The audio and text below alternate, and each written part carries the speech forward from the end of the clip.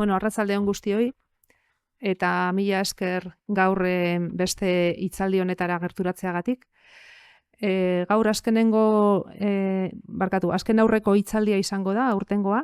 Badakit aurreratzen naizela, baina berri emango dizuet azkenengo hitzaldiari buruz, horrela gero bukaeran esaitaztuko.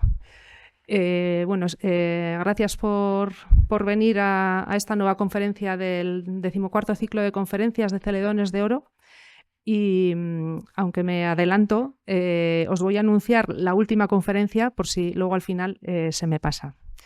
Será el 16 de diciembre, lunes también, en esta misma aula. Y versará sobre Luces para la ciudad, la centenaria y desconocida historia de la procesión de los faroles de Vitoria-Gasteiz, que correrá a cargo de Camino Urdiain Martínez. Así ya con esto luego ya no se nos pasa el tema. Pero bueno, hoy veníamos a presentar a Cristina Aranzay Saura con el tema de estudiar, conservar y divulgar la restauración del patrimonio en Álava. Cristina Aranzay es licenciada en Bellas Artes con la especialidad en Conservación y Restauración, licenciatura que obtuvo por la UPV, Universidad del País Vasco.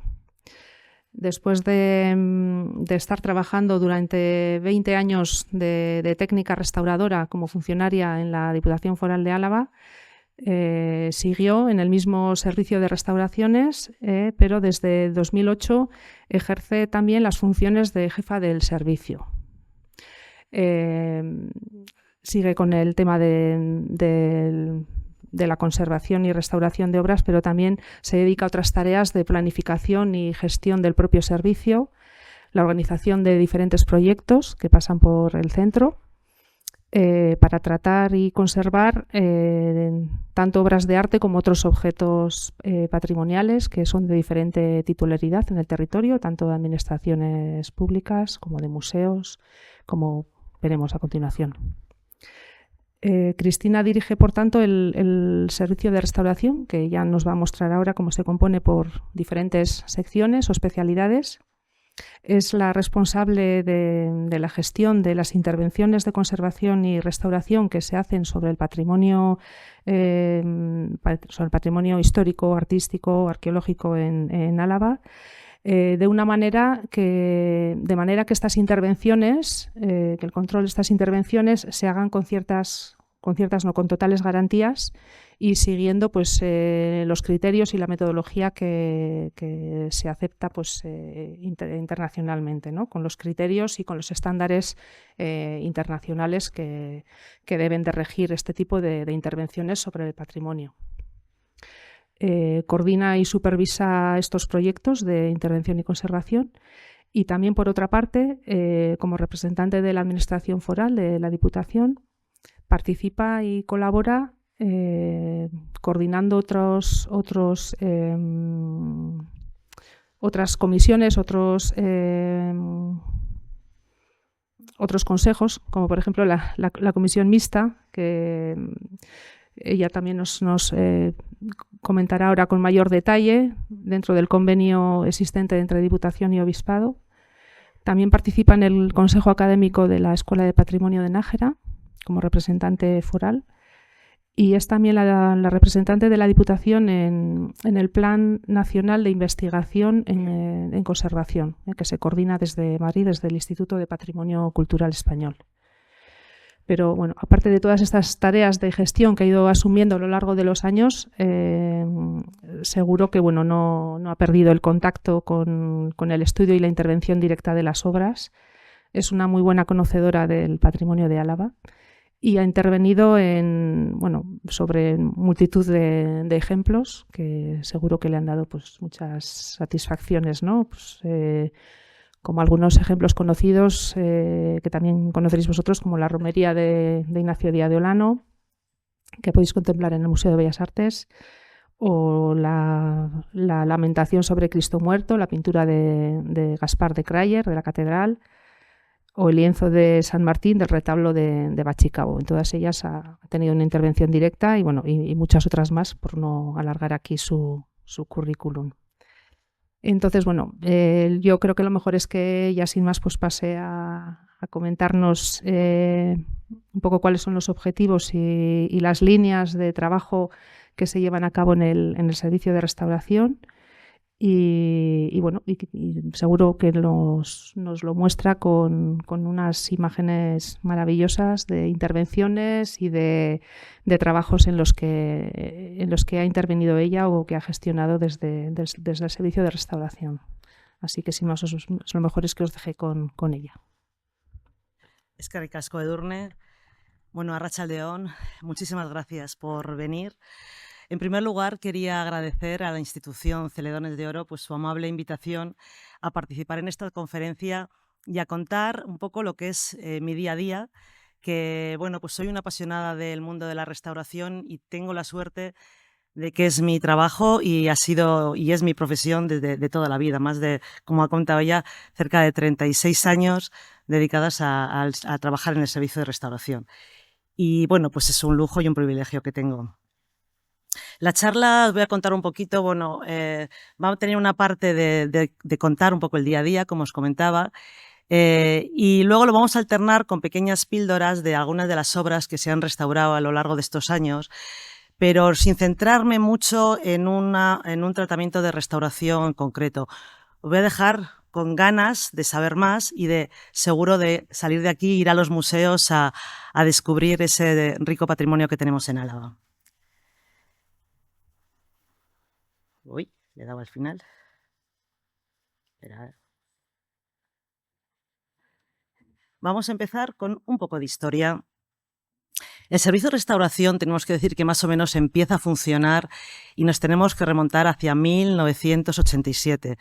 Bueno, pues una vez que con el tema de las competencias que habían asumido las distintas administraciones en el País Vasco, la Ley de Patrimonio pues, asignó a las diputaciones competencia exclusiva en conservación y restauración de patrimonio. En el año 87 empezó a crearse el germen de lo que era el servicio de restauración, pues en esta pequeña casita que muchos de ustedes reconocerán, lo que son ahora las oficinas del Museo de Bellas Artes.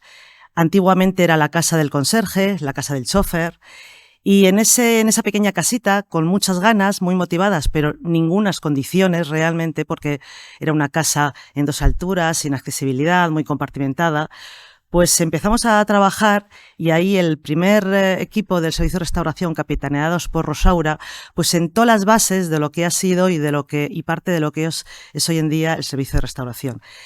La plantilla en esos años empezó a crecer, de 2 pasamos a 6 personas y una de las características importantes desde el principio del servicio de restauración y que yo creo que es uno de sus valores bueno, muy destacados, es la importancia de la especialización. Se conocía el patrimonio de Álava y las distintas especialidades, los distintos museos, los distintos materiales, y entonces se dio mucha importancia en preparar a un equipo donde las distintas especialidades estuvieran presentes, por ejemplo, pintura, escultura, arqueología, arte contemporáneo, piedra y pintura, mural, textiles, papel, porque todo eso es lo que conforman los museos y teníamos que tener un personal para poder conservar su patrimonio. Este edificio, como os he dicho, se quedó muy pequeño en poco tiempo y al cabo de nada, 2-3 años, nos trasladamos a las siguientes... Uy, no sé si pasa muy bien esto. ¿No pasa bien esto? Ahora. Nos trasladamos a un local ya mucho más grande, casi tenía ya cerca de 500 metros cuadrados, en la calle Reyes Católicos, un antiguo garaje, que, bueno, pues ahí también la plantilla había crecido, ya éramos 10 personas, prácticamente estábamos aquí todas juntas, menos una parte de la plantilla que era el restaurador, que estaba físicamente en lo que era el antiguo ATA, Archivo del Territorio Histórico de Álava, que ahora es el Archivo Provincial. Entonces, en esa sede se quedaba un poco el restaurador de papel ahí trabajando. El resto del equipo nos trasladamos aquí a esta sede de Reyes Católicos. Esta es una foto que tiene mucha historia porque aquí estamos prácticamente hace muchos años, estamos hablando, esta foto posiblemente será de los años 91, 1991, 92, y También era el momento, lo mismo que estaba, era un poco la creación y la puesta a punto del servicio de restauración, donde empezaban a formarse las empresas en Álava, empresas de restauración, que hoy en día muchas continúan trabajando con nosotras, otras pues ya no han tenido que, bueno, pues cambiar un poco de su recorrido, pero en esta foto estábamos en pleno rendimiento porque estábamos organizando la exposición que muchos de ustedes conocerán, que era la exposición Mirari. Y años después también nos tocó participar en la exposición El barroco importado en Álava. Fueron exposiciones muy importantes donde se estudió y se restauró muchísimo patrimonio, además, y se dio a conocer ese patrimonio oculto. Y esta es una foto de las que tengo mucho cariño y que representa un poco los orígenes del servicio de restauración. ¿Qué pasó? Pues que también en poco tiempo se nos volvió a quedar pequeño. Realmente había mucho trabajo, éramos ya un equipo grande y bueno, pues este taller también no reunía condiciones de accesibilidad. Luego estaba en un patio, bueno, pues estaba en un patio de vecinos y hacía mucho ruido las climatizadoras y bueno, pues teníamos alguna serie de problemas. En el 2022 nos trasladamos al servicio de restauración actual. Es un pabellón mucho más grande en el Parque Móvil, en la calle Urartea, dentro de lo que es el edificio del Parque de Servicios de la Diputación. No sé si ustedes lo conocerán, donde puede estar el laboratorio, carreteras, vialidad invernal. Bueno, pues ahí en esa parte del Parque Móvil tenemos un edificio de más de 2.000 metros cuadrados, que como ya llevamos una trayectoria de unos años, sabíamos un poco las necesidades que necesitaba, no nosotras para trabajar, sino las necesidades que necesitaba el patrimonio de Álava. De ahí la separación por secciones en función de los materiales y cada sección con sus instalaciones y con sus medios adecuados, pues para poder trabajar en las mejores condiciones. De este espacio lo voy a dejar para el final. No hay muchas fotos del interior. A lo largo de la charla se verán un poco fotos de las distintas secciones, pero al final de la conferencia hay un vídeo que resume muy bien toda la trayectoria del servicio de restauración y donde se ven los espacios.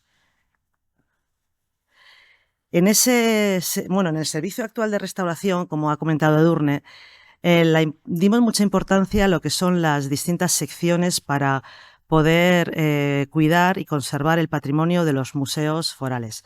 Entonces tenemos una sección de arte contemporáneo con su especialista, aunque tengo que decir que por las características del arte contemporáneo, bueno, tamaños, manipulación y demás, es en el único sitio donde tenemos un pequeño taller. En el Museo Artium hay un pequeño taller, una pequeña sala donde se cuidan, restauran y protege el patrimonio de Artium. El resto de los museos se restauran en el servicio de restauración. Los museos de Álava, por así decirlo, no tienen su laboratorio de restauración en los museos.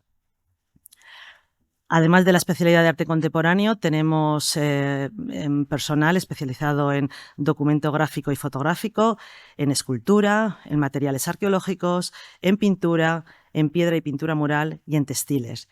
Con esto pues tenemos una plantilla, como he comentado antes, de 10 personas, 8 especialistas, un puesto de administrativo.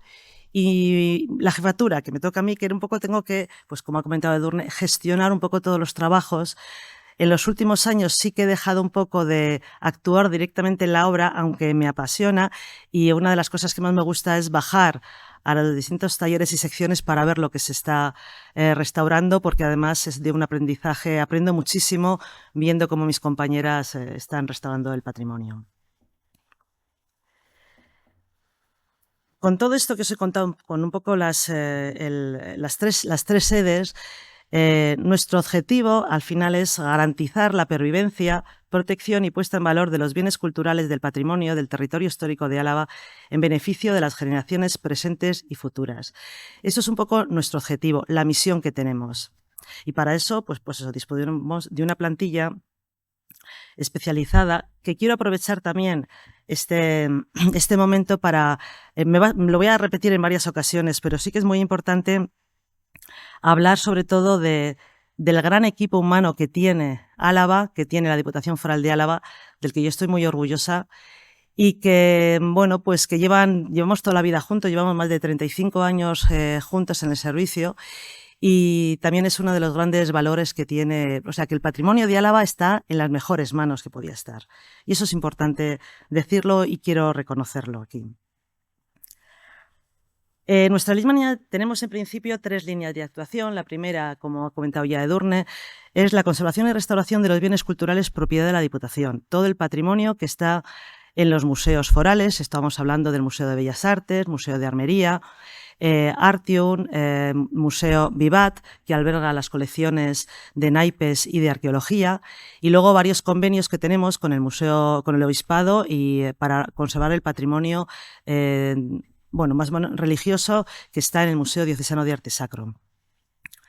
Creo que no me he dejado de ninguno. Bueno, pues todos esos museos y todo ese patrimonio, restauramos todas las obras y yo siempre digo que después de esta charla, pues lo que sí que me gustaría y cumpliré el objetivo si la siguiente vez que vais a los museos veis las obras con otros ojos.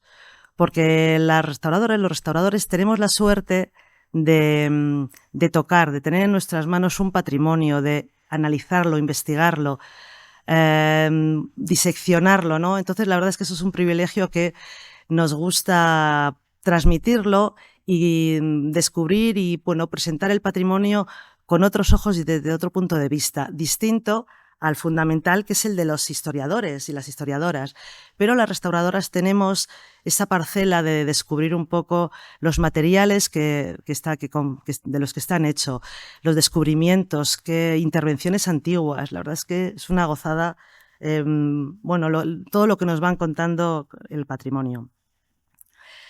Una segunda línea de actuación es el patrimonio propiedad privada, propiedad del Obispado de Vitoria, y desde el año 86 la Diputación tiene un convenio firmado para la conservación y la restauración del patrimonio del Obispado, tanto del Museo Diocesano como de todo ese patrimonio que está distribuido por las iglesias de la provincia, ermitas, conventos, monasterios, el patrimonio.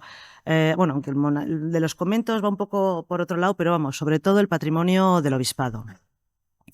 Y todos los años se reúne la comisión mixta y se aprueban las actuaciones, que sí que tengo que decir que es una partida que en los últimos años se ha visto, por lo menos un poco reducida, y tenemos que trabajar un poco en buscar otras líneas de financiación a través del mecenazgo o de micromecenazgo o de colaboraciones, porque hay muchísimo patrimonio por restaurar y me gustaría que se pudiera hacer más.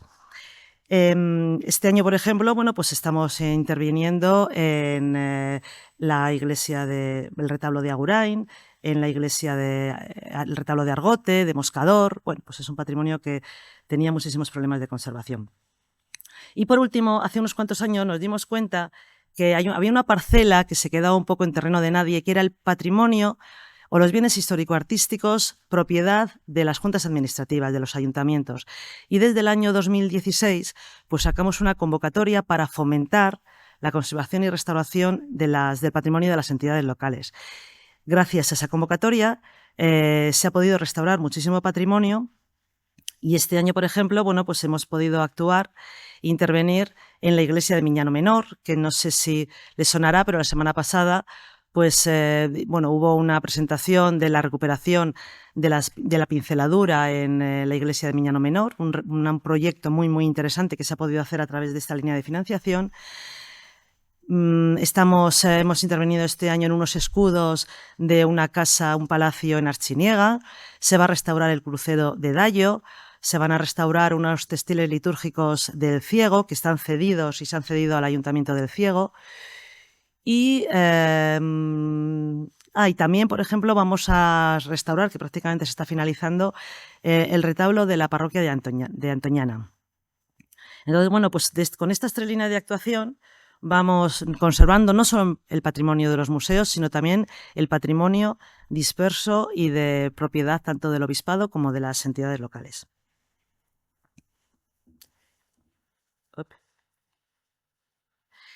Y ahora vamos a dejar un poco la teoría y vamos a ver un caso muy importante. Edurne ya ha comentado que me tocó un poco participar activamente en la restauración del San Martín de Bachicabo, y este es el retablo de la iglesia de Bachicabo.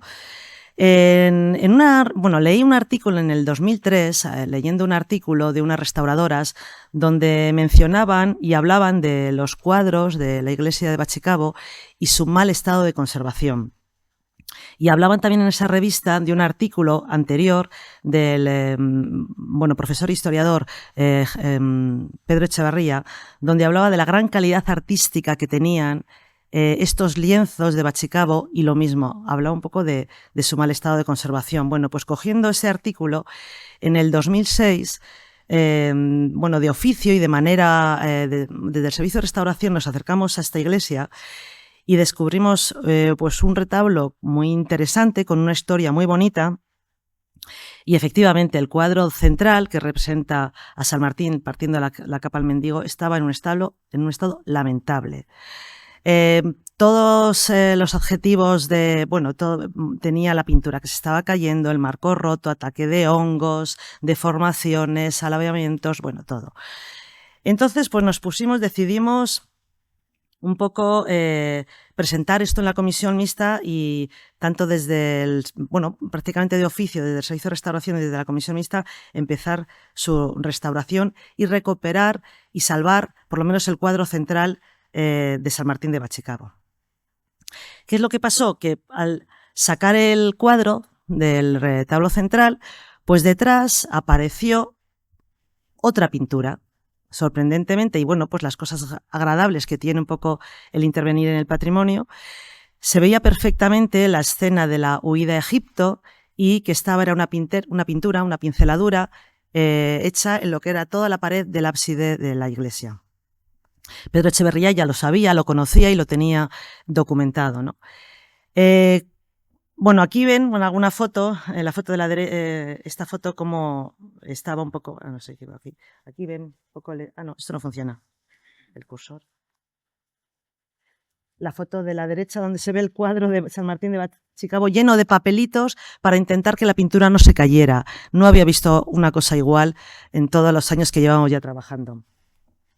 La pintura superior del retablo representaba un descendimiento de clara influencia, además, de Rubens. La pintura de San Martín tenía muchísima influencia flamenca, atribuida al Círculo de Van Dyck.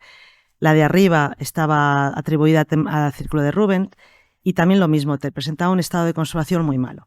Cada vez que sacábamos un cuadro del retablo, detrás nos aparecía una pintura. Esto era un problema, pero lo que hicimos es una oportunidad.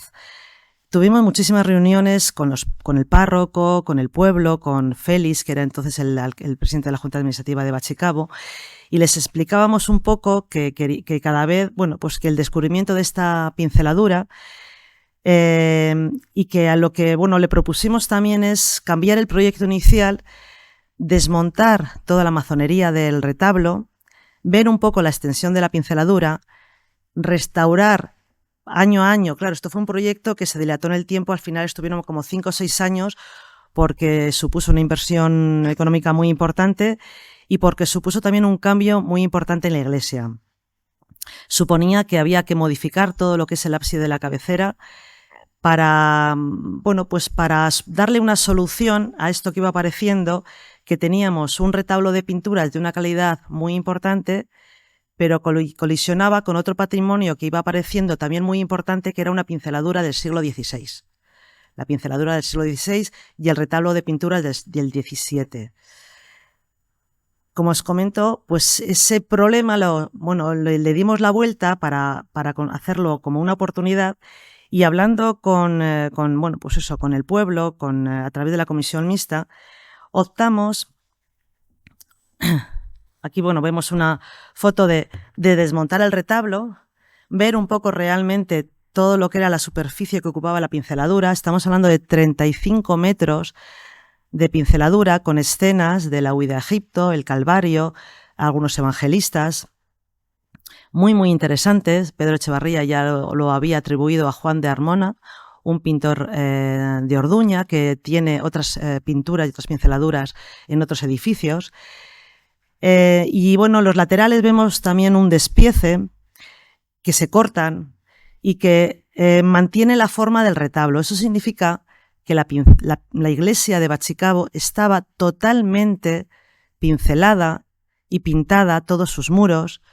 Bueno, pues, pero desgraciadamente por una moda, bueno, pues que no, duró unos años, que era la de picar las iglesias para sacar la piedra y dejar la piedra vista, pues, pues desapareció y se perdió muchísimo patrimonio de las iglesias.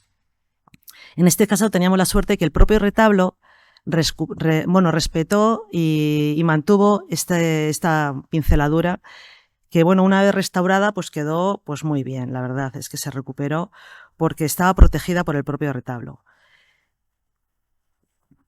Vemos aquí la siguiente diapositiva.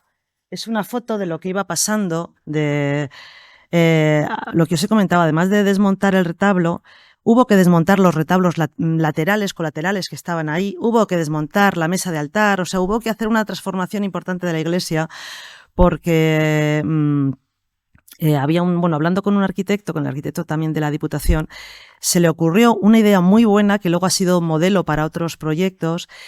Y es, en este caso, bueno, pues queríamos que se vieran los dos momentos históricos, las dos obras de patrimonio importante, la pinceladura del 16 y el retablo de pinturas del 17 y 18. Entonces se le ocurrió hacer una especie de pared, soporte autoportante separado de la pared del ábside donde colocar el retablo y hacer una especie de falsa girola para que se pudieran ver las dos obras de patrimonio. Y la verdad es que fue una solución que funcionó muy bien, fue muy buena. Incluso esos cuadrantes que veis ahí era un poco para aligerar el peso de la estructura y porque servía también, como lo vais a ver ahora, para ver los cuadros por el reverso, que no solamente dan muchísima información, sino de cara a su conservación es importante que estén a la vista. Tengo aquí una foto. Son los dos momentos históricos ya restaurados, pues eso, donde las pinturas tenían muy buena calidad. Incluso luego también otro profesor historiador, Javier Vélez, en este proyecto, por ejemplo, pues descubrió que las esculturas de abajo estaban, creo que en el libro lo dice, creo que también estaban atribuidas a algún discípulo de Gregorio Fernández. Pero bueno, pues conseguimos recuperar estos dos momentos históricos de una manera, yo creo que muy acertada. Y aquí veis un poco la portada del libro, porque todo esto que estuvimos descubriendo o disfrutando o aprendiendo en estos 5 años que duró este trabajo, este proyecto, una cosa que iba a ser de 1 año, se demoró 5 años porque fue muy complejo. Pues quisimos plasmarlo en un libro porque además participaron muchísima gente, muchas empresas, especialistas en pintura mural, en cuadros, en madera, en arquitectos que diseñaron este proyecto. Entonces fue un proyecto pues como muy global. Y bueno, pues todo quedó plasmado en este libro que se llama Historia y restauración de la pinceladura del siglo XVI y del retablo del siglo XVII y sus lienzos. Y lo que, repito, como he dicho antes, lo que fue un problema en un principio, pues dimos una solución muy, muy acertada. Me hace muchísima ilusión cuando me llegan al correo visitas guiadas desde la Oficina de Turismo de Valdegovía, donde hacen visitas a Bachicabo para contar este proyecto y para poner en valor pues estas dos obras patrimoniales. Y quería pues dejar esta pincelada porque conozcáis uno de los proyectos de restauración que hemos tenido y que nos dio muchísimas satisfacciones. Ahora vamos a hablar un poquito más de teoría, de lo que es la teoría de la restauración y de criterios de intervención, que tengo que decir que esto es una cosa que se habla muy poco, que es el día a día de nuestro trabajo, pero yo creo que se conoce muy poco y me gustaría compartir un poco con todos ustedes los criterios de intervención.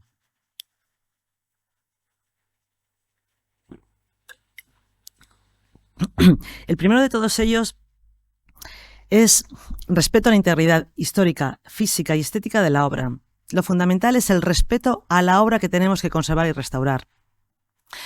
Los restauradores, las restauradoras, no somos artistas, no inventamos, no creamos. Y eso es una cosa que la quiero dejar claro porque muchas veces mezclan los conceptos y aunque nuestra formación viene de Bellas Artes o de las escuelas superiores, de conservación y restauración, es muy importante la formación en Bellas Artes porque tenemos que saber de las técnicas artísticas y tenemos que saber la historia del arte, de la teoría, pero realmente no podemos aportar nada nuestro ni nada creativo a la obra.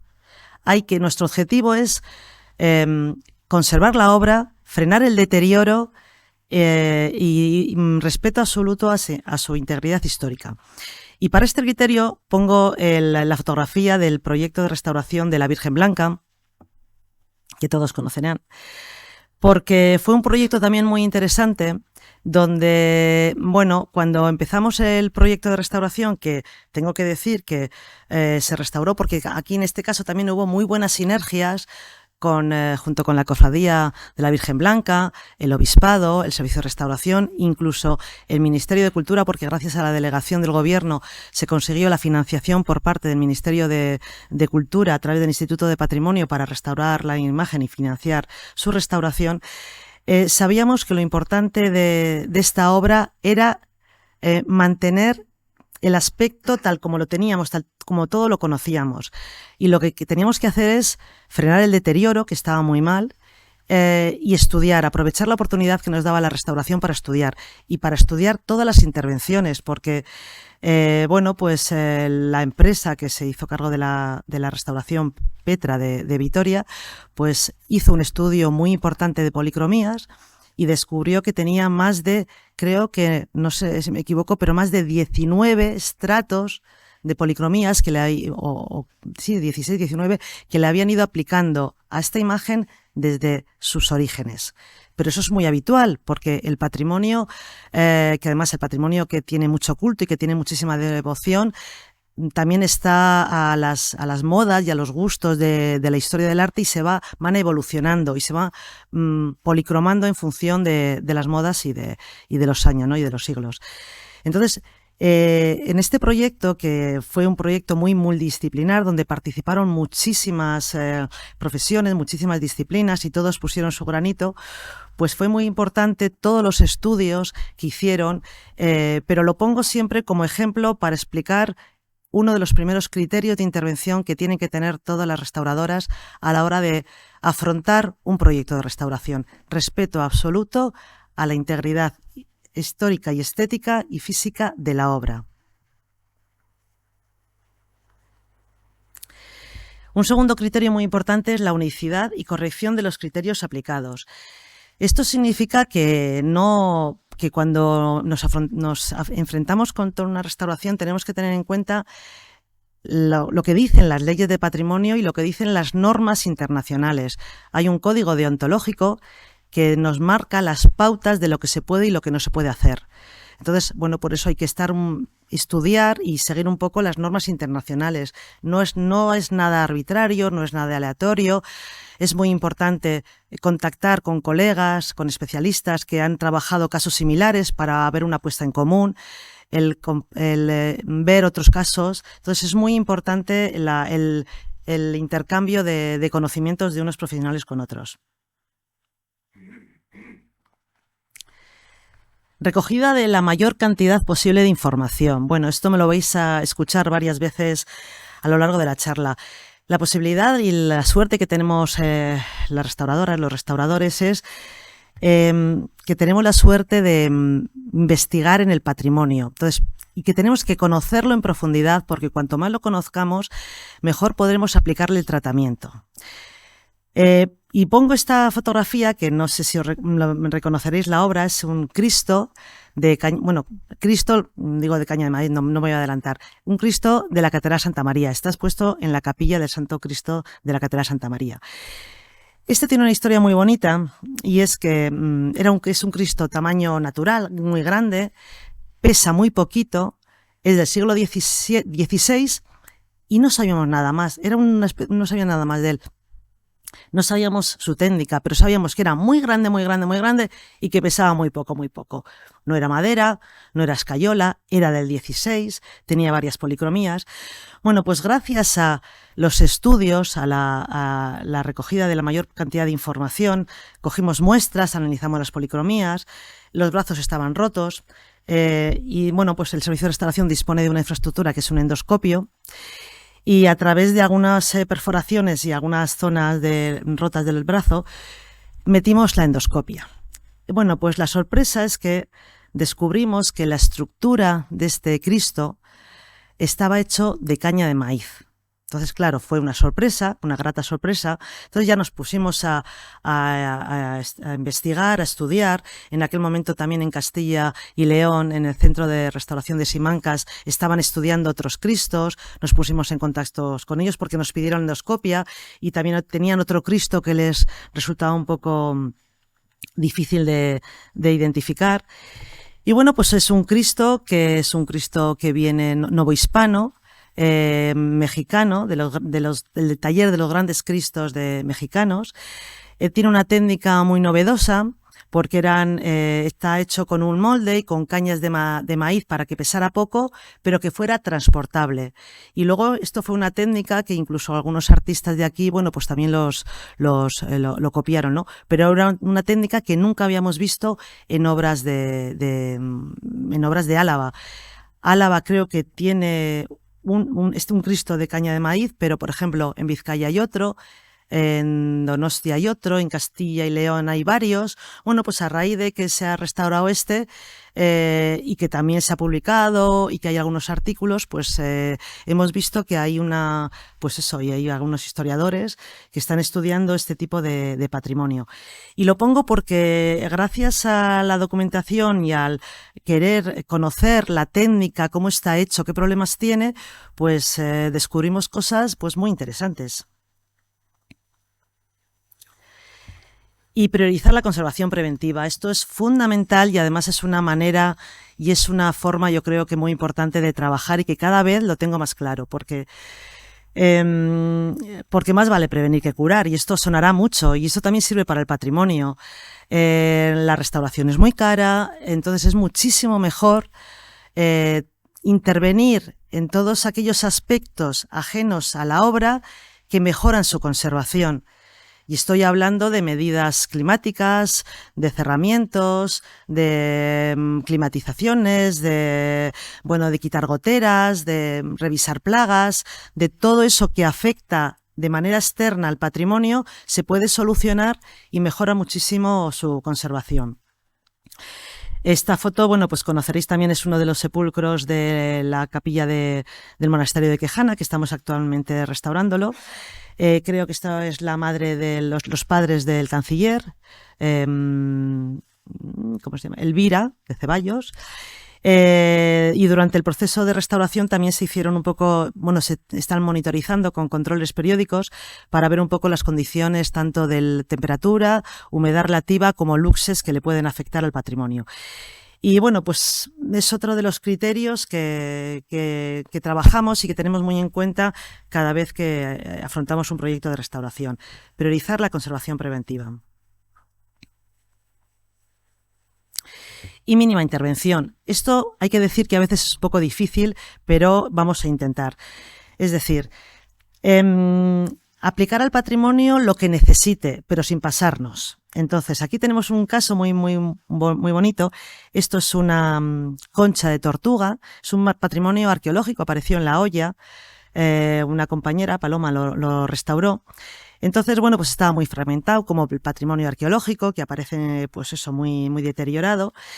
Se restauró, pero el criterio fue mínima intervención, no completar nada, porque ya la pieza se veía, daba información. Es un caparazón, una concha de tortuga, no era necesario completar todas esas faltas. Y esto, otro ejemplo muy importante que a lo mejor lo podréis ver es en algunas cerámicas que veis en los museos, donde se ve la forma de la cerámica, pero tiene muchas faltas y tiene muchas partes que faltan, pero ya se ve la forma de la cerámica. Bueno, pues es material que ha sufrido mucho, que ha llegado muy incompleto, pero no es necesario completarlo para hacerlo nuevo porque ya se ve. y aparte que eso también supone horas de trabajo, materiales, que luego a veces son incompatibles. Entonces, otro criterio es mínima intervención siempre que se pueda. Y en este caso, pues se hizo. Y reversibilidad de los materiales. Y esto es una de las cosas que sí que ha cambiado en los últimos años, porque lo que se tiende es a aplicar a la obra materiales menos dañinos. Y esto, por ejemplo, en el tema de disolventes para eliminar barnices o limpiezas, se ha visto una evolución y muchísimo cambio, porque, bueno, pues antiguamente yo creo que algunos de los tratamientos que se hacían en el patrimonio, yo creo que eran bastante agresivos. Hoy en día se intentan utilizar productos que sean más suaves, más inocuos y que se puedan quitar de una manera fácil en caso de que no funcionen bien. Porque, bueno, pues hay a veces que para que no perjudique lo que se le incluye y inyecta en la obra del patrimonio. Aunque tengo que decir que, bueno, hay algunos procesos como consolidaciones y demás que son la reversibilidad es un poco difícil. Y añado que además hoy en día, además de la reversibilidad, estamos trabajando en materiales que sean más sostenibles y menos tóxicos también, pero incluso para las propias restauradoras, para los propios restauradores que tienen que trabajar. Y eso es una cosa que en los últimos años también está cambiando mucho. La sostenibilidad y la mínima toxicidad de los materiales que utilicemos. Y bueno, pues la competencia profesional de quienes intervienen para que aseguren la calidad del tratamiento. Vuelvo a repetir un poco la profesionalidad. Quien puede intervenir en el patrimonio tiene que tener una titulación, oficial, una licenciatura, es un grado de conservación-restauración, es un grado universitario, y eso es fundamental para poder intervenir en el patrimonio. Y además de la profesionalidad, es muy importante la formación continua. En esta foto, bueno, pues vemos cómo, bueno, invitamos durante varios años a Paolo Cremonesi, que es un químico y un restaurador de reconocido prestigio, que vino a darnos y hablarnos sobre nuevos productos y nuevos métodos de limpieza de las superficies pictóricas. Un poco en la línea de lo que os he comentado, de buscar nuevos productos que sean más compatibles con la obra, menos dañinos e incluso menos tóxicos, ¿no? Entonces, bueno, pues es fundamental la formación continua. Desde que empezamos a trabajar en el servicio de restauración, no hemos dejado de formarnos. Hemos cambiado y eso pasa en muchas de las profesiones. Estudiamos una cosa, pero pues hemos ido aprendiendo, cambiando y evolucionando. Y eso también es muy importante en los proyectos. Aquí está pues José de la Fuente, que es un restaurador del Museo del Prado, que le invitamos a darnos una conferencia muy especializada sobre soportes de madera, intervención en soporte de madera, que en el Museo del Prado pues tienen mucha especialidad, sobre todo en trípticos flamencos, y fue una ponencia y una conferencia muy interesante. Y bueno, pues en este caso invitamos a todas las empresas de Álava que nos acompañen también en esta formación, porque nos interesa formarle, porque son a las que luego vamos a poder contratar para que lleven a cabo las intervenciones en el patrimonio de Álava. Y bueno, pues la colaboración institucional y asidua con otros centros de restauración, con museos e instituciones. Pongo esta foto aquí porque reconocerán el caballo ecuestre, la armadura ecuestre del Museo de Armería, de aquí de Álava. Y lo pongo aquí porque formó parte de la presentación de un proyecto europeo en el que participamos el Museo de Bellas Artes de Álava, el Museo de Armería, el Servicio de Restauración y el Servicio de Asuntos Europeos de la Diputación Foral de Álava. Y durante 40 meses, pues esta foto junto con otros museos estuvo en esta página web y en la difusión de este proyecto, que era un proyecto muy interesante, que se trataba de investigar y de desarrollar un sistema novedoso, innovador, para la monitorización y conservación preventiva en las colecciones de museos de pequeño tamaño. Y por eso el Museo de Bellas Artes y el Museo de Armería pudieron participar en este proyecto. Tuvo una financiación importante. De parte de la financiación repercutió en el Servicio de Restauración y en el Museo de Bellas Artes y de Armería. Participamos 18 partners de 9 países de Europa y fue un proyecto, pues eso, de establecer redes de contactos y de poner los museos de Álava en la misma línea que otros grandes museos de Europa. Copenhague, Grecia, Bruselas, muchos países participaron y bueno, pues pudieron conocer un poco el patrimonio de los museos de Álava. Y desde hace muchos años, porque ya pues llevamos 37 años de conservando el patrimonio de Álava, tenemos muchísima información, decenas, cientos de expedientes, miles de informes de piezas restauradas, intervenidas. Y desde hace más de 10 años pues diseñamos, junto con el Centro de Cálculo, una aplicación concreta para la gestión y guardar toda la información de restauración. Cogimos un expediente, todas las partes que tenía el expediente y quisimos trasladarlo a una aplicación para gestionar de manera pues digital un poco toda la información que teníamos. Y bueno, pues tenemos ya cerca de 5.800 expedientes incorporados. Falta mucho por meter porque hay mucha información analógica. Tengo que contar, y esto simplemente es una anécdota, que en el 88, cuando yo me incorporé al servicio de restauración, los primeros informes que tenemos están hechos manuscritos con bolígrafo y papel. No teníamos una máquina de escribir para todo el servicio. Luego ya en los años 2000 vinieron los ordenadores, pero esos expedientes hay que conservarlos, tienen muchísima información y formarán también parte de esta aplicación. Bueno, pues en concreto, está distribuido muy importante es lo que llamas el histórico de actuaciones, para tener todo lo que le ha pasado a una obra de arte. En este caso, por ejemplo, pues es la romería de Díaz Olano, donde tenemos, creo que, información recopilada desde el Ángelus. Ay, no, la romería no, este es el Ángelus, tiene razón, el Ángelus, que sin gafas. Desde el año 79 y luego pues el 87, 2001, 2014. Bueno, pues son todas las intervenciones y actuaciones que ha tenido el Ángelus, efectivamente. Y ahora, pues vamos a dar otra pequeña píldora de otra pieza restaurada. ¿La hora ya? Ah, no. Uy. Ah, no, voy a ir más rápido porque si no, no me da tiempo todo lo que quiero contar. Bueno, esto es una hacha celtibérica del Museo de Arqueología. Apareció en la exposición de San Martín de Alegría en el 2014 en este estado, llena de tierras, concreciones. Y bueno, pues en el servicio de restauración se hizo una limpieza muy minuciosa. Hace muchos años, posiblemente esta pieza se hubiera metido en un baño químico para llegar al metal, para recuperar el metal y quitar todas las tierras y toda la suciedad. Y bueno, pues hubiéramos perdido muchísima información que nos ha dado este objeto. Voy a ir más rápido porque no me va a dar tiempo a todo. La otra, mirar la diferencia. Esto es cómo apareció en la excavación y esto es cómo apareció después de restaurarse de una manera, a través del microscopio, de una manera muy minuciosa, y nos dio muchísima información. Y esto es un ejemplo de una restauración bien hecha, la información que da. Esta hacha, pues se vio que además del metal y muy mineralizado, tenía una parte de... Si yo le doy aquí no se ve, ¿no? No sé si se va aquí. Tenía una parte muy importante.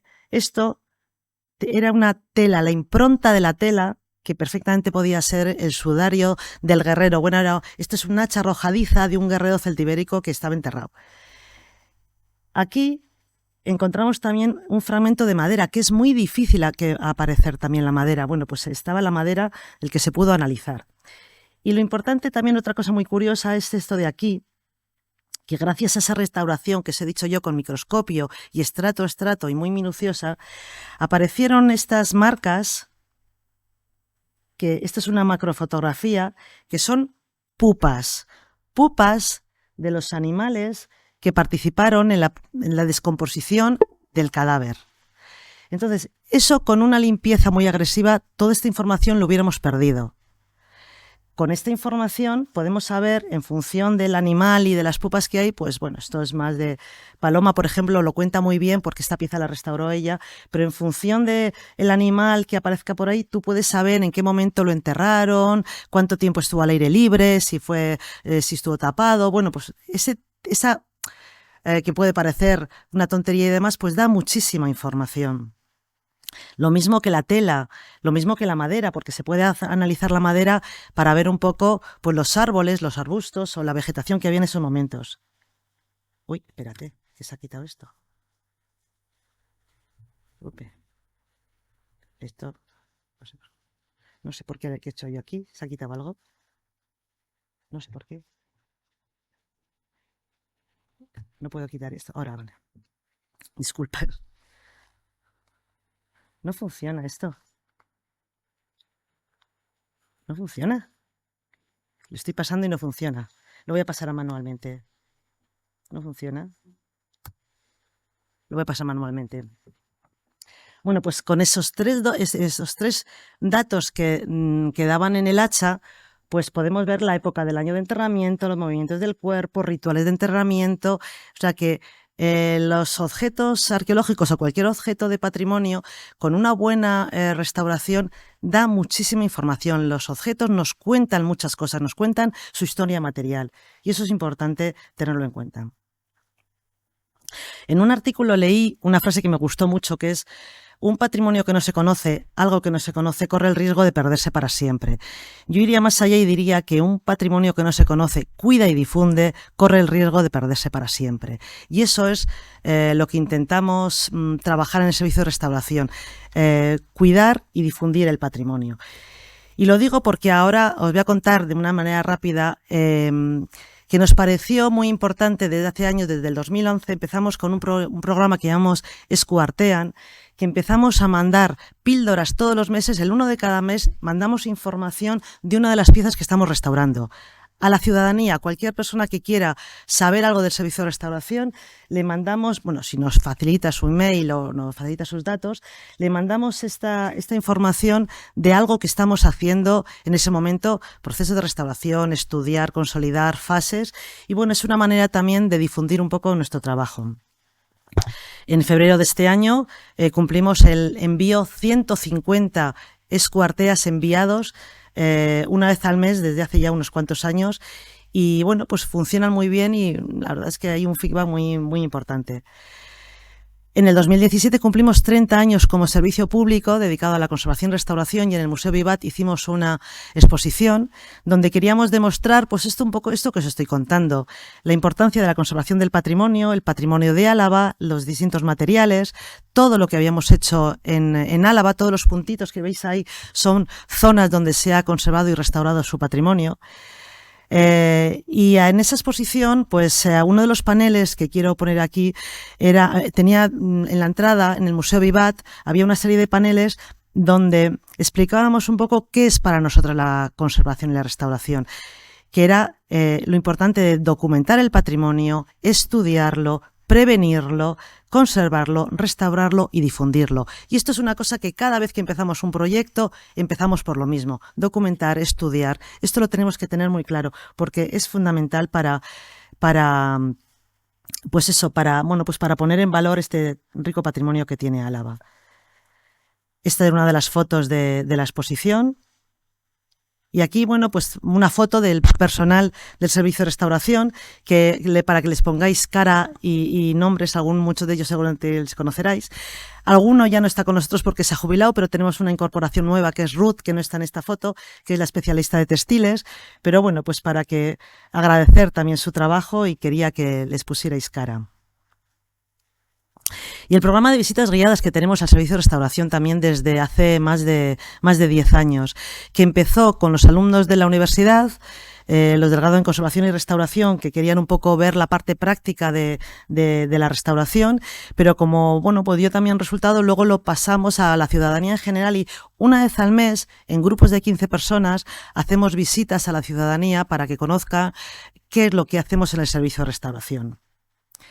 Aquí son varias fotos de esa visita, los distintos grupos que vienen. Tengo que decir que para el 2025 prácticamente tenemos todo el año completo. Entonces es una buena noticia, pero bueno, estamos un poco como sobrepasados porque el año que viene, bueno, pues nos gustaría tener algún mes más libre. Aquí Paloma explicando el patrimonio arqueológico y bueno, pues que funciona muy bien porque hay muy buen feedback. Bueno, os he comentado el tema de las entidades locales, que además de restaurar su patrimonio, es muy importante difundirlo. Entonces, hablamos con las juntas administrativas y después de que hemos restaurado el patrimonio, vamos a los pueblos, vamos a las juntas y les explicamos qué es lo que hemos hecho, de una manera muy coloquial para que entiendan su patrimonio, porque cuanto más vínculo, cuanto más conocimiento, cuanto más sepan de ese patrimonio, más lo van a apreciar, más lo van a cuidar. Entonces, que ese vínculo con el patrimonio me parece muy importante tenerlo en cuenta. Esto fue, bueno, pues este año, en el 2023 restauramos los mapas de las escuelas de Llanteno, el mapa de las clases de los niños, la clase de las niñas, un proyecto muy, muy interesante. Y bueno, pues la verdad es que todo el pueblo acudió a las escuelas de Llanteno a escuchar y a hablar de cómo se restauró y qué problemas tenía. Y desde hace 2 años, pues también empezamos, y lo mismo, hablando un poco de la difusión y de la importancia que es difundir el patrimonio, organizando el ciclo Martes de Patrimonio, que bueno, mañana aprovecho aquí para decir que mañana martes en la Casa de Cultura damos una conferencia para hablar sobre la conservación y restauración de los sepulcros de Quejana, que estamos restaurándolos. La semana pasada fue para hablar de la recuperación de las pinturas murales de Miñano Menor, que fue, bueno, pues la verdad es que fue mucha gente y fue una charla muy interesante de la empresa que lo ha hecho, de Ártico y de Gorka López de Munain. Y ahora, por último, ¿qué hora es? No ¿Tengo tiempo? Sí, bueno, pues en 5 minutos, pero sí que me gustaría dejarlo. Me gustaría contar uno de los últimos proyectos que, bueno, pues que nos ha dado muchísimas satisfacciones en el servicio de restauración. Se trata de las reliquias de Mártioda.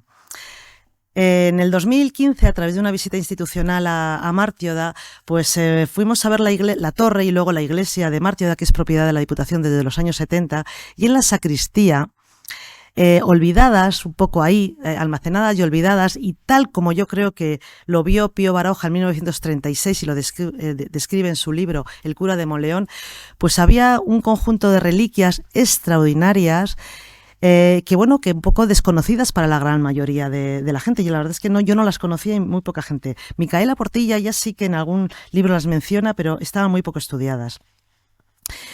¿Quiénes eran? ¿Qué son? ¿Qué representaban este conjunto de reliquias? Bueno, pues representaban la leyenda de los tebanos y de la Santa Úrsula y las 11.000 vírgenes.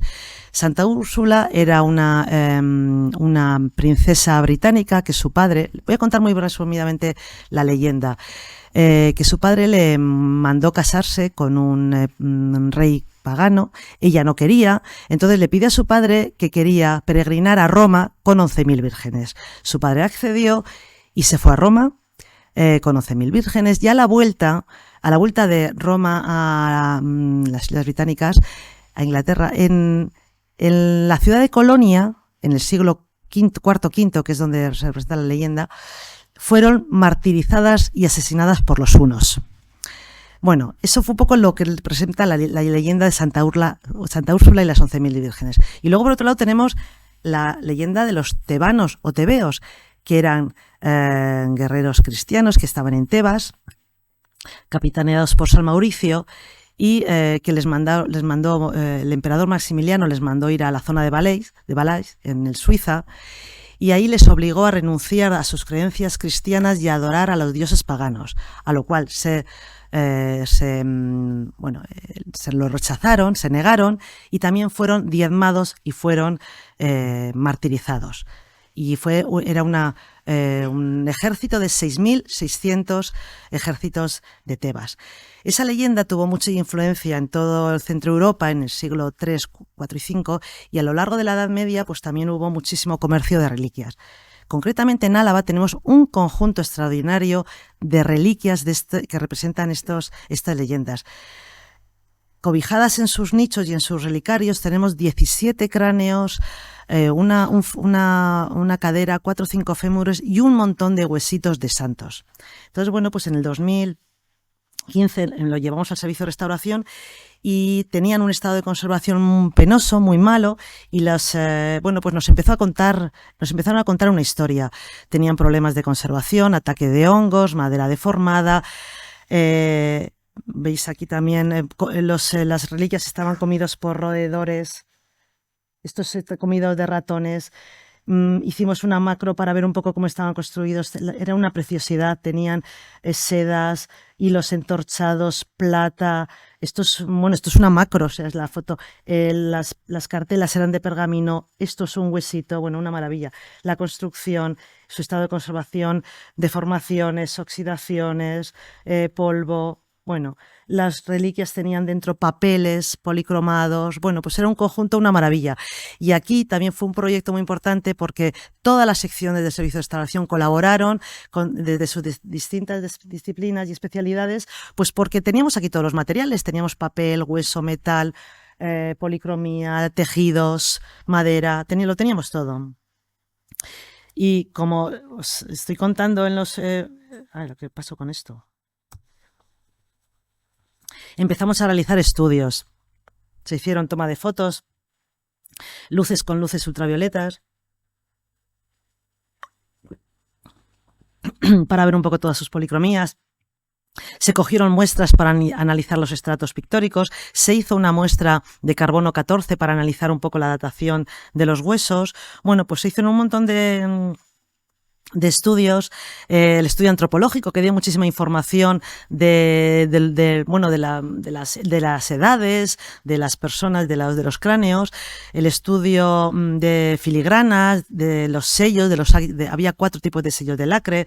Se hizo en una de ellas un escáner para ver la composición y la estructura externa, cómo estaba hecha, cómo estaba fabricada.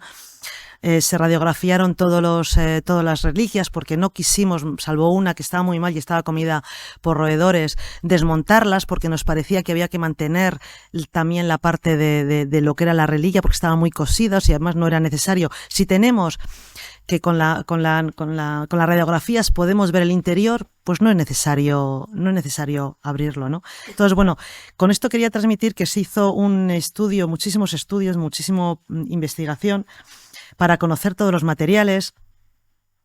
Y aquí, bueno, pues tenéis algunas fotos de lo que es la anoxia, tratamiento de desinfección, se restauraron materiales por materiales. Y al mismo tiempo, igual dentro del programa de visitas guiadas, el proyecto duró entre 3-4 años y íbamos contando todo lo que íbamos descubriendo. Y aquí veis a mi compañera Marina pues contando un poco todo lo de las radiografías y toda la información y toda la historia que nos habían contado estas reliquias. Esta es una foto de después de restaurar, ¿no? del conjunto de las escenografías que se llama, y una caja que contiene unos fémurs con unos lazos decorados. Muy bonito. Bueno, tengo que decir que, por si no lo saben, que el conjunto de reliquias está expuesto ahora de manera ya definitiva en la capilla del Museo de Bellas Artes de Álava, y si no lo conocen les animo a que vayan por ahí a verlo porque es un patrimonio muy rico y muy interesante. Y bueno, pues no quería... Ay, de verdad. Ay, no sé si le doy bien la tecla.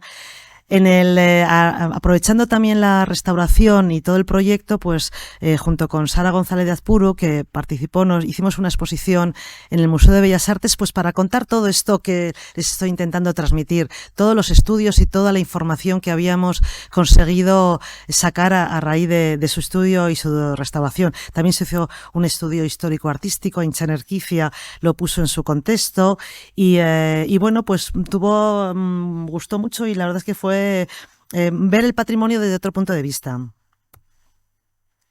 No sé qué le hago aquí, que no se ve. No funciona esto muy bien. Conferencias en el Museo de Bellas Artes y el libro, hay una publicación de las reliquias de Mártir de Historia y Restauración, donde, bueno, pues todas las personas que han participado, y son muchas, pues ponen su granito de arena para poner en valor este rico patrimonio que tiene Álava. Y bueno, pues un poco sí que quería leer, por esto sí que lo quería leer, porque me parece muy importante como resumen un poco de todo lo que les he contado, que Saber transmitir y difundir los valores de una obra de arte, de un monumento durante su proceso de restauración, hace que la ciudadanía tenga conciencia crítica del trabajo y del esfuerzo que supone la conservación y la salvaguardia de nuestro patrimonio cultural. Leí en una revista un artículo que me quedó grabado, me gustó mucho, y copié este párrafo que decía: para una buena gestión del patrimonio cultural es fundamental investigar para conocer y comprender, actuar para conservar y mantener, y difundir para compartir, para tener ese vínculo y establecer ese vínculo con el patrimonio. Yo creo que nos hace que ponerlo en valor y que aprovechemos y lo restauremos bien y lo conservemos. Y pues por último hay un vídeo que resume muy bien todo esto que les he intentado contar, que a lo mejor la última parte se me ha quedado un poco rápida, pero bueno, a ver.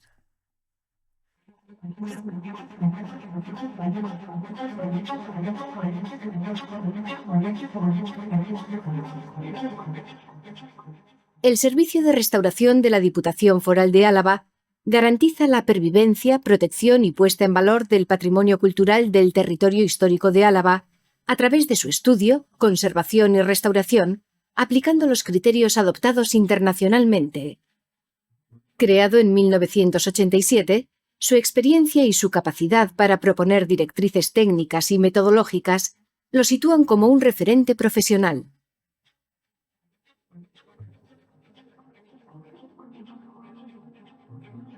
Entre sus tareas están la elaboración y ejecución de proyectos de intervención, la supervisión de terceros, los controles periódicos y de mantenimiento de las obras restauradas y la investigación en metodologías científicas para aplicarlas a los tratamientos que se efectúan.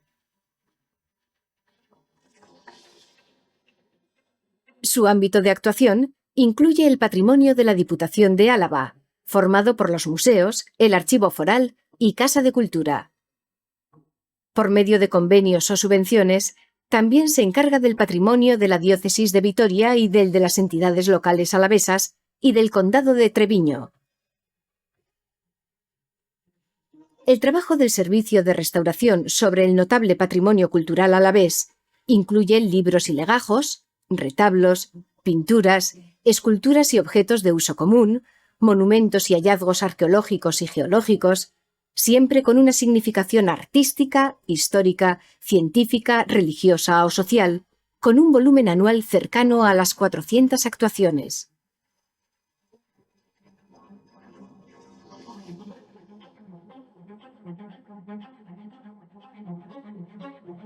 Conscientes de la importante y numerosa labor a efectuar, el Servicio de Restauración se traslada en 2002 a su actual ubicación. Un edificio de 2.000 metros cuadrados, equipado con medios técnicos actualizados, necesarios para desarrollar en condiciones óptimas las distintas áreas de intervención: documento y obra gráfica, arqueología, textil, pintura, escultura, arte contemporáneo y piedra y pintura mural.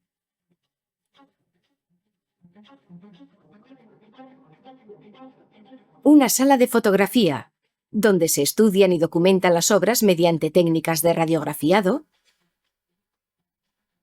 fluorescencia ultravioleta y reflectografía infrarroja.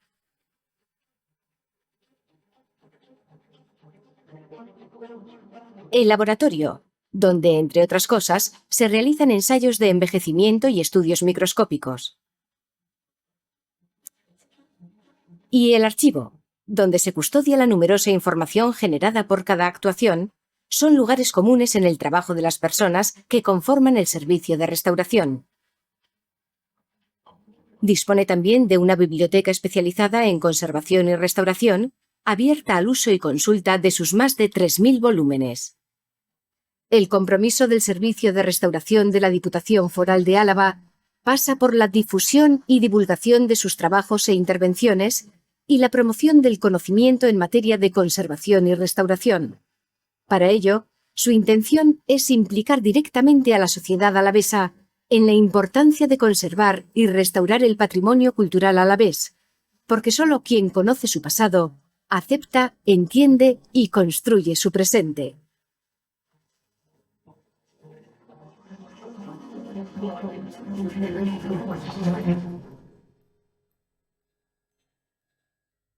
Muy bien. Seguimos y ahora cómo se para esto.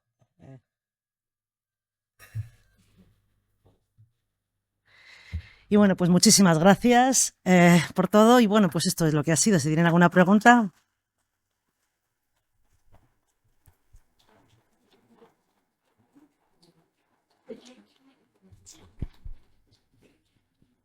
Bueno, pues es que ricasco, Cristina. La verdad que seguro que nos has dejado con más ganas de ver las cosas, sobre todo también en directo, ¿no? Que Sí. este contacto directo con las obras seguro que es una de las cosas más satisfactorias, ¿no? Pues sí, sí. Bueno, también lo sé un poco en primera persona, Sí. por lo que me toca, Sí, por lo sí, que me ha sí. tocado. Entonces, bueno, si queréis hacer alguna pregunta más por alguna precisión o alguna aclaración o algún interés que tengáis sobre este tema.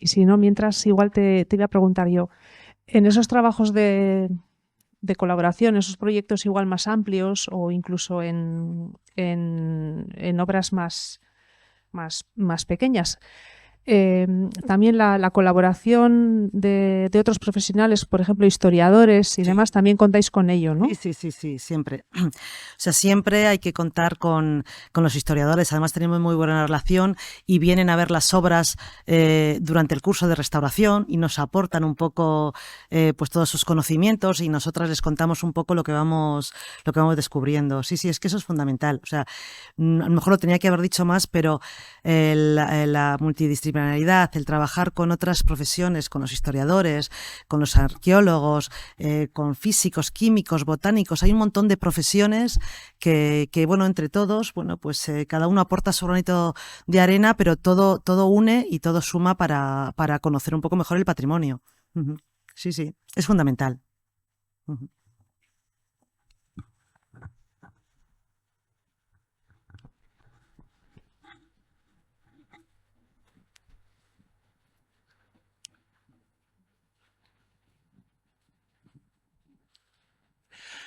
Aupa, Cristina, ¿qué tal? Oye, una cosita. Hombre, Me llama mucho la atención porque en un momento o en el tiempo que nos ha tocado vivir, que vamos siempre tan rápido, que todo lo queremos como para antes de ayer. Claro, un trabajo como el vuestro es un trabajo de fondo, de carrera de fondo, de maratón. Sí. Aproximadamente, ¿cuánto tiempo podéis dedicar a cada obra? Estamos hablando de años, ya no te hablo de meses, pero de unos cuantos años.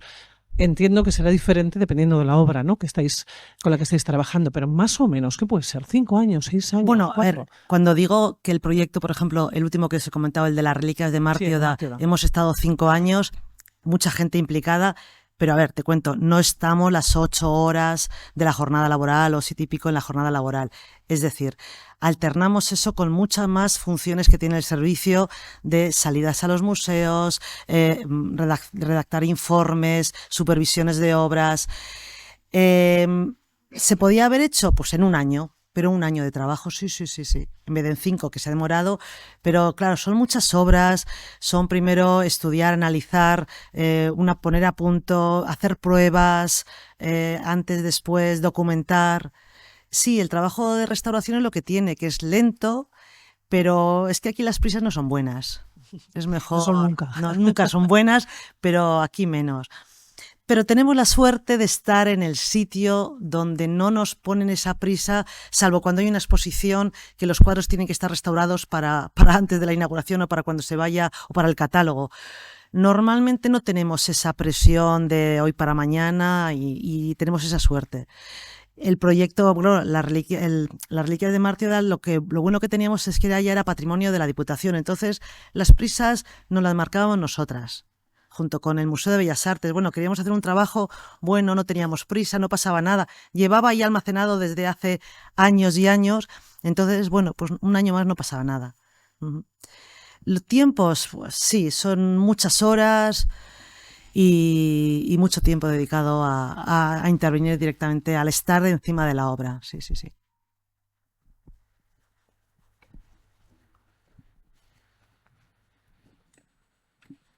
¿Alguna pregunta más?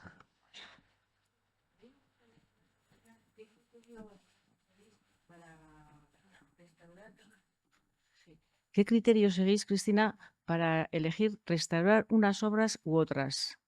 ¿Hay una prioridad? Muy buena ¿La pregunta. más deteriorada va antes? No. ¿O Bueno, muy cómo buena vais? pregunta. En principio, bueno, en la comisión mixta nos reunimos con la delegada de Patrimonio y en función del estado de conservación y siempre la lista se queda enorme y no, o sea, se restauran cuatro bienes patrimoniales y hemos llevado ahí 10 o 12, o sea, no se restaura todo lo que nos gustaría. Y con relación a los museos, las peticiones las hacen las propias responsables de los museos, que lo quieren pues para préstamos o para exposiciones. Es decir, nosotros, con el patrimonio de Álava, las peticiones nos llegan de los museos. Alguna puede ser de oficio. Por ejemplo, de oficio fue lo de Martioda, porque ahí, cuando lo descubrimos, a todo el mundo nos apasionó y dijimos, esto no lo llevamos, que hay que estudiarlo y restaurarlo. Nadie nos lo había pedido. Pero en los museos son las propias responsables de los museos que nos piden. Porque, pues eso, porque hay que revisar las obras para un préstamo, porque lo ha pedido, bueno, pues otra institución, porque se quiere hacer una exposición en el museo y esas obras van a participar, porque, bueno, pues se ha adquirido y tiene mal estado de conservación. Se van haciendo cosas, bueno, pues porque interesa, porque se van a estudiar o a analizar. Sí. Perdona, en la misma línea casi, porque algunas, o sea, no solamente en priorizar, sino porque algunas las hacéis vosotros y otras se derivan a entidades privadas. Bueno, porque... luego, perdón, con ella unida, estuve en la del otro día de la iglesia de Miñano Menor. Entonces, el criterio que tenéis en cuanto a uso de materiales, respeto, lo mayor posible a las obras, ¿hay algún control cuando son otras empresas? No, a ver, el servicio de restauración, ya os he dicho, tenemos una plantilla, gracias por la pregunta, somos 10 personas, bueno, son 8 restauradoras, somos 8 restauradoras. Entonces, claro, no llegamos a todo y luego también tenemos una partida presupuestaria para restaurar y adjudicar trabajo a empresas privadas. Si no, sería imposible hacer, he hablado ahí de unas 300 actuaciones de revisiones, informes, restauraciones, préstamos, ahí juntamos todo, porque cuando vamos a supervisar una obra también es conservación-restauración. Cuando hacemos un informe de estado de conservación también forma parte de nuestro trabajo y eso es una actuación. Entonces, con las partidas económicas que tenemos, adjudicamos a terceros para ayudarnos a restaurar el patrimonio y luego a las entidades locales es una subvención, se da la subvención a la propia Junta, al propio Ayuntamiento. El Ayuntamiento contrata a la empresa, pero sí que hay una supervisión directa. Desde el servicio de restauración controlamos el trabajo, supervisamos el trabajo y se me ha olvidado y aprovecho. Y es muy importante, una de las cosas que hacemos es el asesoramiento a la ciudadanía, a cualquier persona, no solamente a las entidades locales o juntas o al obispado, a cualquier persona que nos pida un asesoramiento, una consulta en conservación y restauración del patrimonio, como servicio público también lo damos. Todas las actuaciones que se hacen en Álava están supervisadas por el servicio de restauración.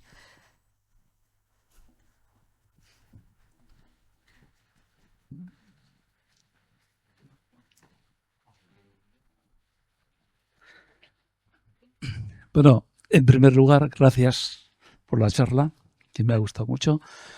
Te quiero preguntar, seguro que habéis restaurado alguna virgen de color, de tez oscura. Entonces quiero saber de qué material son. ¿Es el mismo material que da esa textura de color? Bueno, ¿o están pintadas? Es que no lo sé. No es una pregunta teológica ni histórica, sino el material. ¿De qué están hechas? Porque hay, por ejemplo, en Guipúzcoa hay 7 vírgenes que son, y aquí en Álava también. Pero cuando dices oscuras, ¿a qué te refieres? De tez oscura. ¿Pero porque es metal pintado o porque tiene muchas capas de barniz oxidado? Es que no sé por qué. Vale. No sé el por qué. Hay por lo menos diferentes versiones de por qué puede ser. pero quiero saber en cuanto al material o por qué se ven oscuras. Pues en Álava no hemos tenido ningún caso de andramari o virgen muy oscura. Lo que sí que hemos tenido casos son de andramaris de madera, policromada, donde tenía, pues tanto la carnación como la policromía tenía muchas capas de barnices que les iban aplicando. Esos barnices con el tiempo se oxidan, amarillean, se oscurecen y la apariencia de la imagen era mucho más oscura antes de restaurar que después. Pero no como para ser de negro a blanco que era oscura. No conozco, pero bueno, ya voy a investigar. ¿En Guipúzcoa hay? Sí, por lo menos 7. 7. Y en León debe haber bastantes. Ya.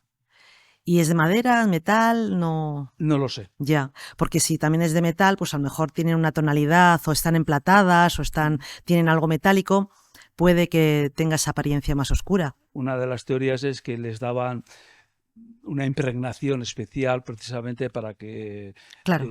Si eran de madera... Claro, sí, eso sí, pero si forma parte de la obra, no hay que quitarlo. O sea, si es una impregnación que le daban para hacerlo, no sé si en origen, pero si en alguna intervención, como forma parte de su historia material, no se debería quitar. Lo que nosotras quitamos o limpiamos son barnices oxidados y amarillentos, pero aplicados no con un sentido estético, sino con un sentido de protección. Entonces los barnices, con ese sentido, se eliminan y se sustituyen por nuevos. Pero si el propio barniz forma parte de la policromía o de la... no se debería quitar y mantenerla con esa tonalidad oscura. De hecho, si esa fuera la teoría, no conozco santos de ese color. Ya. Sí, vírgenes. Bueno, hay un santo, San Fermín, que es busto. Ya, que es de color oscuro. Pues no. Es que ricasco. Nada, soy. Bueno, pues si no tenéis ninguna pregunta más, igual recordar la charla que vais a dar mañana, ¿no? En la Casa de Cultura, sobre una de las intervenciones, ¿no? Sobre el sepulcro de Quejana. Sí, los procesos de conservación-restauración que se están aplicando, todavía no ha finalizado, finalizarán al final de este mes, pero bueno, van a contar un poco todas las investigaciones, la metodología, los tratamientos efectuados en el sepulcro doble y en los padres del canciller que están en la capilla de Quejana. Entonces, muy interesante. Si de hoy para mañana os surge alguna duda, pues mira, mañana tenéis también la oportunidad de volver a preguntar. Así que nada, bueno, pues es que ricasco. Nada, gracias.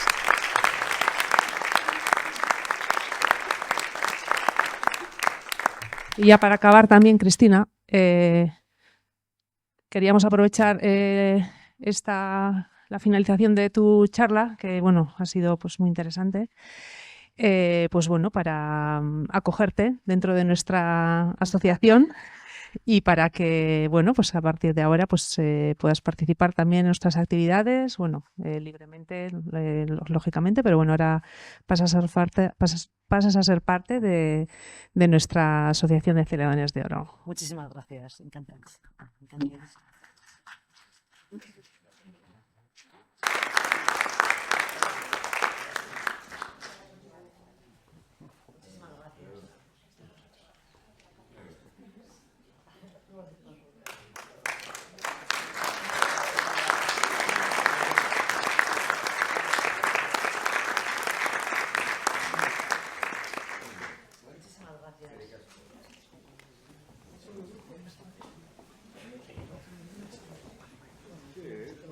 Sí,